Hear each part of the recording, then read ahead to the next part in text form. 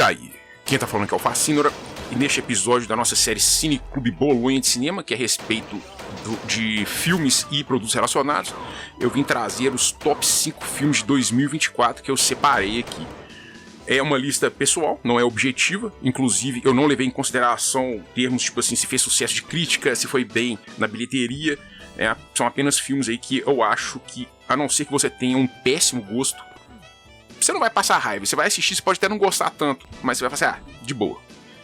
Eu acho que é uma forma de movimentar um pouco aqui o Bolonha Clube, que ele tá bem parado nos últimos anos, e de continuar uma tradição também, né, de fazer essas listas de filmes. Eu tentei, esse ano eu ia tentar lançar mais cedo, pra não ficar, né, tá fazendo filme de 2024 em 2025, mas é verdade que continua muito difícil de peneirar filmes bons nos últimos anos. E mesmo na Bacia das Almas, só foi agora que eu consegui juntar 7 filmes, né? Porque são o top 5 mais 2 menções honrosas. E... bom, não vai ter que ser assim, né? E também acabou virando uma tradição aqui também do Bolonha Club fazer esse Cine Clube Bolonha de Cinema dessa forma, né? Inclusive, eu não falei, é o episódio de número 19, se não muito me engano, dessa nossa série de vídeos. E eu vou tanto apresentar os filmes, eu fiz um resuminho, falar um pouco da sinopse, tem cenas dos trailers também que eu vou passar, e também eu vou deixar tudo e mais um pouco nas notas do episódio. É o primeiro link que você vai encontrar aí na descrição do vídeo. Você vai encontrar tanto os resumos quanto os trailers completos, quanto alguma fonte ou assunto relacionado. Inclusive alguns desses filmes que eu vou citar aqui, eles são... eu já fiz resenha sobre eles, em análise mais completa no próprio Bolonha Club. Então tem um link lá para você ver assim, uma análise mais aprofundada. Aqui eu vou só listar mesmo, comentar. É uma lista de sugestões. E eu também queria falar que nesse ano, por falta de tempo e às vezes até um pouco de interesse, teve alguns filmes que eu poderia ter arriscado, como é aquele novo do Beetlejuice, só que eu acabei esquecendo. Então assim... eu não posso, assim, são os top 5 filmes que eu assisti, não são os top 5 filmes do mundo, entendeu? Só pra deixar bem claro. Mas eu acho que já tá bom de aviso, né? Você já deve ter curtido, comentado no vídeo, se inscrito no canal caso não seja inscrito e tal, considerar ser nosso apoiador, essas coisas todas. Vamos então aqui pra primeira menção honrosa. Eu vou falar as menções honrosas antes do top 5, porque eu acho que é mais justo. E também uma coisa, não está em ordem, não tem nenhuma ordem, só as menções honrosas que não entraram no top 5, mas não é nenhum melhor que o outro, e nem do melhor pro pior, nem do pior pro melhor, é uma lista aleatória. E a primeira menção honrosa, então, dessa edição, dessa, entre essas, premiação nossa aqui dos filmes, é a parte 2 do Duna, né, o Dune Parte 2. Ele é um épico de ficção científica, lançado em 2024, né, dirigido por Denis Villeneuve, e que assina também o roteiro ao lado de Jon Spaihts. É a continuação direta do Duna, esse sim é um top filme de 2021, e ele conclui a adaptação cinematográfica do romance clássico de Frank Herbert. Então ele é o primeiro... ele conclui a adaptação do primeiro livro, não é o segundo livro. O segundo livro eu acho que eles vão abordar agora, o segundo volume, sei lá. Ele dá sequência à trajetória de Paul Atreides, aí ele, na luta dele lá no deserto de Arrakis contra os Harkonnen e o... não sei se eu posso falar isso, vai ser spoiler, né? Mas ele conta com os Fremen. Isso não é spoiler, não. Ele conta com aquele moleque lá que acabou sendo o Paul Atreides. Eu acho que o cara até parece um cara mais compenetrado. A Zendaya, eu não tenho nada contra ela em si, mas o papel dela eu achei insuportável. A Rebecca Ferguson, que é a mãe do Paul Atreides, é uma atriz linda, que ela inclusive fez aquela mulher da Cartola do Dr. Sono, e outros nomes do primeiro filme. Tem também esse também não vou falar, não, que isso é meio spoiler também, quem que aparece lá depois. O filme teve seu lançamento impactado pelas paralisações da greve, que teve em 2023, mas chegou em 2024, né? E teve forte recepção crítica e enorme sucesso comercial. Ele consolidou, e foi um sucesso, consolidou a visão ambiciosa de Villeneuve para a obra, sendo amplamente reconhecido como por sua escala épica e apuro técnico. Ele ganhou prêmios também, incluindo o Oscar e BAFTA. Já tem uma sequência que eu falei, a sequência do... já deve cobrir, acho que o segundo volume, se não muito me engano. Quem for leitor ávido e tenha contato com esse livro, que a gente pode considerar até que de alta cultura, porque ele não é aquele livro só de ficção científica, fantasia, não. Ele lida com umas simbologias bem interessantes, né? É cultura pop, mas eu acho que pode ser considerado alta cultura em alguns aspectos, pelo menos. Mas eu não gostei tanto igual o primeiro. Eu gostei, eu acho que ele mantém fiel tanto a visão, quanto a consistência, quanto a história, tirando a parte da Shani, que eu achei que eles colocaram meio pra dar um papel mais proeminente pra mulher do Paul Atreides, né? Que na verdade não é mulher, né? Ela é meio concubina. Aí enche o saco, velho. A mulher enche o saco o filme inteiro. Mas eu acho o primeiro melhor. Só que a parte 2 também não é de jogar fora, não. Eu acho que, assim, vale a pena ver, né? Agora, outro que foi uma surpresa. Esse aqui, o Duna 2 eu sabia que ia ser bom, né? Não podia falar que ia ser excepcional, mas bom eu sabia. Agora, esse aqui, Abigail, eu peguei muito na sorte, velho, e fui surpreso pelo filme. Ele é um filme de 2024, né, evidentemente, que ele mistura terror, comédia e elementos clássicos de vampirismo numa proposta moderna e autoconsciente, com um elenco que reúne um elenco bem diverso. Assim, é uma proposta moderna, mas ele tem uma coisa que me lembra muito. Uma das coisas que me lembra muito dos anos 90 é aquela equipe de personagens que são bem diversos, né? Cada um tem suas peculiaridades, suas manias, um é mais filho da puta que o outro, essas coisas todas. E eles sequestram uma criança, que é de um poderoso chefão do submundo, que é aparentemente uma bailarina aparentemente indefesa. Aí eles vão pra uma mansão isolada, né? E percebem que a situação está longe de um simples trabalho de resgate, que é algo profundamente errado com a família envolvida. Ele foi originalmente concebido como uma adaptação do Drácula's Daughter, deve ser, eu não sei o que é, se é um filme ou se é um romance de 36, e acabou tomando rumos próprios. Ele foi bem aceito tanto pela crítica quanto pelas bilheterias e se destacou em 2024 como um exemplo de produção de gênero que combina horror e humor com uma pegada que remete aos anos 80, mas ainda dentro de uma abordagem contemporânea.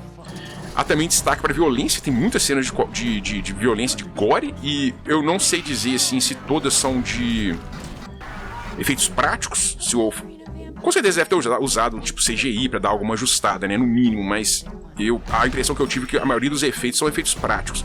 Muito sangue mesmo, assim, não ficam fazendo média não, o negócio é carnificina mesmo, né, Nash Gore Mod no máximo, com o Bolognese Gore Mod também. E também essa menina, velho, a Abigail, manda muito bem, velho. Dá pra falar, né? A filha do Drácula, né? A filha do vampiro. Ela manda muito bem, foi um destaque também. E o Kevin Durant também, eu acho que ele sempre faz um bom papel, né? Que grandão, que aparece no Lost, naquele The Strain. Eu acho que ele aparece naquele Monstro do Pântano também. E o Esposito também, né? Fazendo o mesmo papel que cabe a ele, né? Cara, bem fino, cheio das coisas, né? Bom ator também. Agora vamos aqui então para o Deadpool e o Wolverine. Esse aqui já é o primeiro top 5.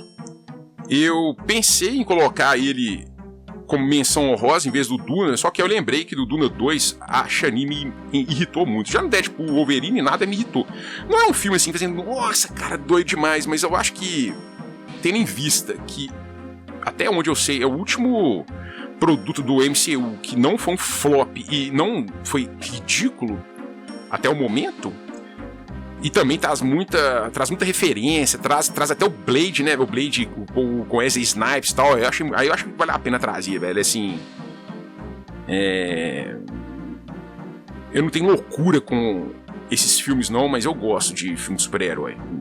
Mas eu tenho que ver todos, não, mas achei que tratou assim bem. É o seguinte, né? Ele marca o encontro do Wade Wilson, que é o Deadpool, com o Logan, né, o Wolverine. E eles são interpretados aí pelo Ryan Reynolds, que marcou muito o Deadpool. Até, inclusive, na primeira vez que ele aparece, né? Naquele filme ruim lá do Logan, com o irmão dele. E interpretado nas cenas de luta pelo Scott Adkins, né? Por isso que ele luta bem, até achei estranho. Falei assim, esse cara tá lutando bem pra caramba, mas na verdade era o boy, cara. Só que aí depois ele deu a... Tipo assim, diferente a mãe, velho. Eles pegaram, aproveitaram a referência, né? Que ficou, querendo ou não, ficou marcado, que o filme foi muito mal falado. E realmente foi meio fraco mesmo. Mas não, vamos tentar de novo com o Ryan Reynolds, mas vamos pegar uma outra abordagem. Acabou dando muito certo. E o Hugh Jackman aí dispensa apresentações, né? Embora eu ache assim, que eu nunca achei ele assim, Wolverine perfeito, mas acabou marcando, então não tem como falar. E o cara também leva a sério pra caramba, né? Você também não dá pra negar. E aí ele só que não é o Wolverine do X-Men, que tinha o Capitão Picard, né? É de outro universo. Aí tem a Time Variance Authority, que eu acho que... Eu não assisti, mas eu acho que é daquela série do Loki e o Multiverso. E eles têm que... Aí eles vão, tipo, com uma espécie de um limbo lá, e lá eles encontram os personagens que foram, tipo, esquecidos, né? Como se foram os âncoras de cada universo. Cada universo tem seu âncora. Se o âncora tira ele, o universo morre, né? Daí gira meio que em torno disso. O filme teve um desenvolvimento longo e complexo, iniciado ainda sobre a Fox e posteriormente transferido para a Marvel Studios após a aquisição da Fox pela Disney. O Deadpool Wolverine entrou para a história como o primeiro filme da MCU com uma classificação indicativa para maiores, mantendo o tom dos longas anteriores do personagem. Além de ele teve uma recepção crítica mista, eu achei bom. Achei muito bom, mas achei bom. E ele foi um enorme sucesso comercial. Eu acho que foi a última coisa do MCU que teve sucesso. E também o filme de classificação R, né? Tipo o Edge, né? Da luta livre, de maior bilheteria de todos os tempos. É também até o momento, acho que eu já falei. Eu não é um filme que eu tenho vontade de ver de novo, nem achei nenhuma bracinha, velho. Mas ele tem um apelo nostálgico que é agradável, também já falei, e mais, né? Isso aí eu acho que. Não sei se eles vão aproveitar, não. Mas o enredo, a narrativa, ela abre muita abre muita margem pra abrir mais histórias dentro desse contexto aqui, né? Mas a gente sabe, né, bicho? Esse pessoal é burro, velho. Eles vão acabar desperdiçando mais uma oportunidade em prol de alguma outra idiotice. E vamos ver como é que vai ser esse aí, Doomsday, né? Eu tô achando que esse filme vai ser uma porcaria. Agora, esse aqui, velho, também é outro que me surpreendeu, velho. Entrevista com o Demônio, Late Night with the Devil. Esse aqui tem até uma resenha no Bologna Club. É um dos que tem de resenha aqui. E é um filme de terror que, basicamente, é como se fosse aqueles talk show dos anos 70. E começa a levar aquelas curiosidades, né? E assim, a gente não sabe se é se é verdadeiro ou se é vigarice, né? Tipo, sensacionalismo, igual o programa do Ratinho, essas coisas. E ele começa a acontecer as coisas no filme que sei lá, velho, um filme bem próprio mesmo. Vou ler aqui o resumo aqui, que eu acho que vai ser mais estruturado do que eu tentar falar de cabeça. Ele é um filme de independente, terror sobrenatural. Ele foi escrito e dirigido pelos irmãos Colin e Cameron Keynes, estrelado por David Dastmalchian. E ele combina horror analógico, estética de found footage e uma linguagem documental para reconstruir os acontecimentos de um suposto... Né? Não existiu, né? Não existiu de jeito nenhum. Impossível ter existido, tipo, do jeito que aconteceu aqui, não existiu. Na noite do Halloween de 77. E é engraçado aqui, no resumo eu não falei, mas eu falei na minha análise que ele tem uma cara mesmo... não, falei sim. Ele tem uma cara mesmo dos anos 70, né? É bem de época mesmo. Ela se estrutura como uma investigação retrospectiva sobre um evento televisivo inexplicável, misturando entretenimento, ocultismo e espetáculo midiático, um formato que remete diretamente à televisão da década de 70. O lançamento dele oficial, cravado, foi em 2023. Só que foi naquele SXSW, que embora pareça ser um evento que esteja crescendo cada vez mais, o mérito deles mesmo, ao que parece, até onde eu sei, ainda é uma coisa meio assim, meio nichada. O lançamento que teve um escopo maior foi em 2024, quando ele foi lançado nos Estados Unidos e na Austrália. E aí foi aí que eu vi e resolvi trazer aqui pro top 5, até porque de 2024, até porque foi difícil achar filme de 2024 bom, como eu falei, né? É uma produção australiana, americana e árabe, dos Emirados Árabes, né? E foi amplamente aclamado pela crítica e obteve um desempenho expressivo para uma produção independente, arrecadando cerca de 16 milhões de dólares. E aí, né, em meio a um cenário com poucas produções de terror, realmente inventivas, que isso já dura há décadas, né? É um exemplo de criatividade formal e uso inteligente da linguagem audiovisual para contar uma história perturbadora e sem depender de convenções tradicionais do gênero. Ele, inclusive, como eu falei, ele te pega muito de surpresa. Se você acha que o filme está indo para um canto, ele vai para outro. Ele realmente foge mesmo daqueles clichês, né? Ele subverte a expectativa mesmo. E uma coisa que me chamou a atenção, aí você vai ver no final do filme, é uma referência que ele faz ao Bohemian Grove. e eu deixei lá o link lá na análise do filme, que é a análise mais completa, o que é, né? O filme do Bohemian Grove. Aí você vai ver, aí deixa o trem mais doido ainda. Agora, outro filme também que eu gostei, foi o de 2024, foi o Twisters. Eu não tinha visto o Twister até pouco tempo. O primeiro, né? O do 96, com a Helen Hunt e aquele cara que morreu, velho. O cara gostava muito dos filmes dele, esqueci o nome dele agora, mas... vou olhar aqui, né, velho? Merece uma homenagem. O Bill Paxton. Esqueci o nome mesmo mas é porque sou ruim pra nome mesmo. Não é porque eu não gosto do cara, não. O elenco, ele é uma continuação independente do primeiro Twister, né? E eu assisti o primeiro Twister antes de ver o Twisters. Só que na verdade você não precisa de ver. Ele é totalmente independente. Ele tem alguma coisa ali que faz a ligação, tal, a temática, evidentemente. Ele tem uma cara também de filme de anos 90. Mas não é aquele throwback caricatural, não. Ele tem uma aura de anos 90, os personagens têm aquela equipe bem diversa, cada um com suas peculiaridades e tal. Os personagens são aqueles já são meio assim, meio irreverentes, entendeu? Mas ele não é um filme assim, uma caricatura dos anos 90 como poderia ser, né? E ele não tem... Sim, você pode assistir ele sem ver o primeiro Twisters de boa. Embora eu aconselho ver o primeiro Twister também, que é muito bom, velho. É muito bom também. São diferentes grupos de caçadores de tempestades envolvidos numa série de tornados devastadores no estado de Oklahoma. E o elenco reúne nomes como Deiska Edgar Jones, Glenn Powell, se não me engano, é o cara que fez uma nova adaptação do Running Man. O cara até é um bom ator. Anthony Ramos. Aliás, o elenco eu achei bom no filme também. Ele compõe uma narrativa que dialoga diretamente com o imaginário dos filmes catástrofes que marcaram os anos 90, sem depender de vínculos diretos com os personagens ou evento do filme original. Embora esteja claramente ligado a uma produção icônica daquela década, Twister se sustenta por mérito próprio e não se apoia em uma nostalgia fácil ou fanservice. Pra ter uma ideia, ele não tem nenhum, pelo menos que eu lembro, nenhum personagem do original. Não tem nenhum cara passando de longe, assim. Na Ellen Hunt, não tem ninguém. E ele constrói sua própria identidade a partir de referências próprias. E conta uma nova história, novos protagonistas. Ele preserva, como eu falei, né, uma certa aura dos anos 90, perceptível em vários elementos, né? Mas se destaca por mérito próprio, tanto para quem nunca assistiu o filme de 96, é isso que eu já falei, quanto para quem conhece apenas como parte do imaginário cultural da época. Falei também que o elenco manda bem, em geral. E vale o destaque também, velho, que esse aqui é o Glenn Powell, né? A julgar pelas tendências de hoje em dia, você ia julgar que esse cara ia ser tipo um bobão, velho. Porque o cara é todo fodão, todo malandrão. Só que na verdade, velho, o cara é mal de boa. Ele é fodão, tal, mas não é retardado, tipo assim, pra fazer assim, não, a mulher que tem sempre razão e o cara só faz burrada. Não, os dois são bons, os dois se ajudam e os dois levam a sério o objetivo deles lá. Isso eu achei bem interessante. Significa que o filme, ele não apoiou nem na nostalgia explícita, pura, fanservice, e nem com lacração, que eu não sei por que motivo tem gente que ainda acha que isso aí dá dinheiro, né? Mas, como eu sempre falo, você nunca pode duvidar do poder da burrice humana. Então tá aí, vale a pena assistir o Twister, sim, muito bom. Preferência, assista aos dois, Twister e o Twisters. Esse aqui também me surpreendeu demais, véio, valeu cada segundo. Badland Hunters.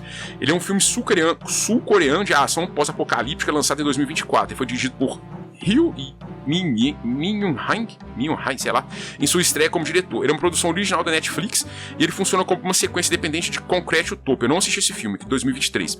E ele se passa numa Seul devastada por um terremoto, agora transformada numa terra sem lei. Ele é estrelado por Ma Dong-suk, ao lado de Lee Hee-jun, Lee Yoon-jung, sei lá, Hu Yoon-yu, e acompanha os personagens que tentam sobreviver em um ambiente hostil, marcado pela escassez, violência e pela presença de figuras que exploram o caos para levar adiante experimentos científicos extremos e seus próprios vícios. Mesmo sem compartilhar daquele fascínio, esse que eu tô falando também, eu que tô falando, certo? Eu não tenho esse fascínio por filme sul-coreano, não. Aquele Parasita, eu achei um dos piores filmes que eu vi na minha vida. certo? E eu vi duas interpretações sobre ele, uma mais puxada para um lado e outra mais puxada para o outro. As duas explicações são muito mais interessantes que o filme. Eu prefiro, sei lá, cara, dormir num ponto, sei lá, uma cobertura de mendigo do que assistir filme de novo, velho. É muito ruim, velho. Só que eu, além daquele, o único filme, além do Badland Hunters, que eu gostei muito, o outro único filme coreano que eu gostei foi o primeiro Train to Busan, né, que é aquele de zumbi lá, aquele é bom. O 2 é uma bosta. Então eu não tô falando assim, eu sou um, sei lá, entusiasta do cinema sul-coreano. Não é. Eu gosto do filme porque ele é bom, independente da origem. Menos se for brasileiro. Se for brasileiro é sempre ruim. Enfim. O Badland Hunters, ele foge desse tom pretencioso do Parasita, aquela coisa, né, tem uma interpretação e tal, aquela chatice. Ele é despretensioso, direto e divertido.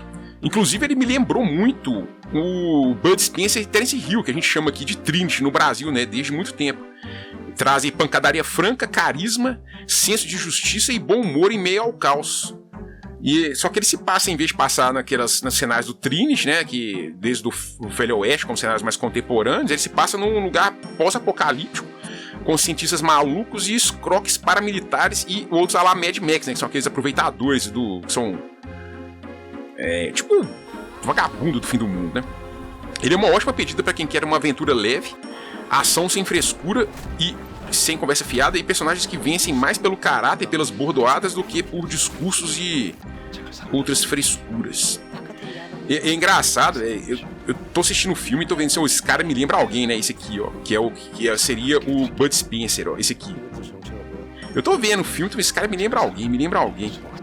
Aí na hora que eu reparei, velho, é que a orelha dele não aparece também. Aí parece com o Matheus do Canal Assombrado, só que como fosse tipo uma versão asiática, né? E isso acaba tornando o filme também bem mais simpático. Agora, vale a pena, velho. Vale a pena assistir, velho. Que é um filme de ação sem palhaçada. Não, tem palhaçada, tem, mas não palhaçada tipo... tem uma teoria aqui, não. Ele faz uma certa crítica social e tudo mais, e tá de boa, mas não sacrifica a ação, né, e a diversão pra ficar agradando o nerd pretencioso, nem crítico cheio de caô. Esse filme é bom, velho. Deu até vontade de ver de novo. Eu vou procurar esse... Como é que ele chama aqui? Concrete Utopia. Quem sabe é bom também. Agora esse aqui é o último do top 5, né? É o novo filme do Tira da Pesada, é o Beverly Hills Cop XOF. Ele é um filme de comédia e ação policial e o quarto capítulo da clássica franquia iniciada nos anos 80.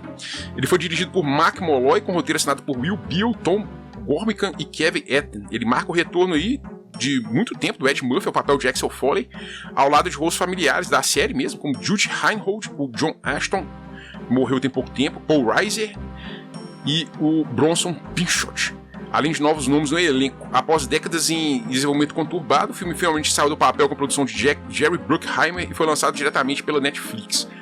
Quando surgiu a primeira notícia sobre o projeto, eu pensei assim, esse tempo vai ser uma porcaria, né? Porque a gente tava aqui ainda nos 2023 e tal, quando eu ouvi falar, e tendo em mente os péssimos costumes de Hollywood dos últimos anos, né? Que inclui, mas não se limita a lacração e incompetência pura e incapacitante, eu achei que velho, melhor deixar esse filme descansar em paz, né? Essa franquia descansar em paz. Mas, felizmente, eu estava bem errado. O XOF vai na direção oposta e ele é um filme assumidamente nostálgico, mas também leve e funcional. Ele se apoia no carisma do Axel Foley, lógico, né? E no espírito da série, mas também não cai, assim, simplesmente panfletagem ou fanservice vazio. E, inclusive, ele é embora ele seja muito mais ligado aos originais do que foi o caso do Twisters, ele não é nenhuma colagem de referência para agradar os fãs boca abertas. Ele também não chega nos níveis do nível dos dois primeiros longas da franquia, que são aqueles filmes que se estiver passando, né? Hoje em dia a gente não tem mais esse mais, né? Tipo, tá passando Sessão da Tarde, vou assistir. Mas se é um filme que você começa a ver, você quer terminar de ver.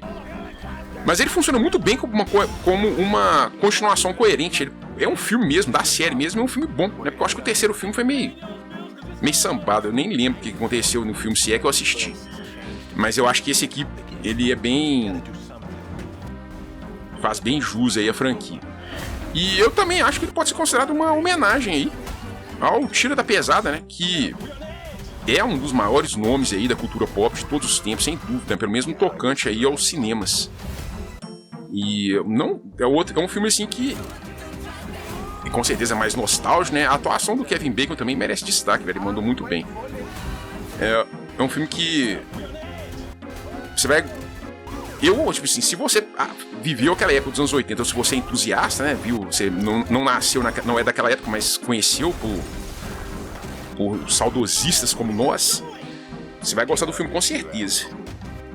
E se você também estiver procurando aí algo que sopre uma brisa de ar fresco das produções atuais também, eu acho que vale a pena dar uma fragada aí no Beverly Hills Cop XOF. Mas então é só isso mesmo que eu tenho para falar aqui. Eu espero que eu tenha trazido umas boas sugestões para você assistir. Eu tenho certeza que nem todo mundo viu todos esses filmes.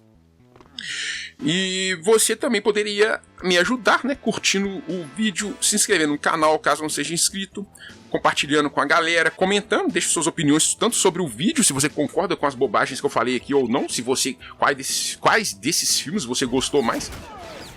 Que isso vai ajudar bastante também e vai ajudar a enriquecer aqui o nosso Cineclube Bolonha de Cinema. Tem também os links para as nossas redes sociais na descrição do vídeo, além das notas do episódio, onde você vai encontrar tudo o que foi falado aqui e um pouco mais, beleza? Então fique aí com o abraço do Facínora e aguarde até a próxima.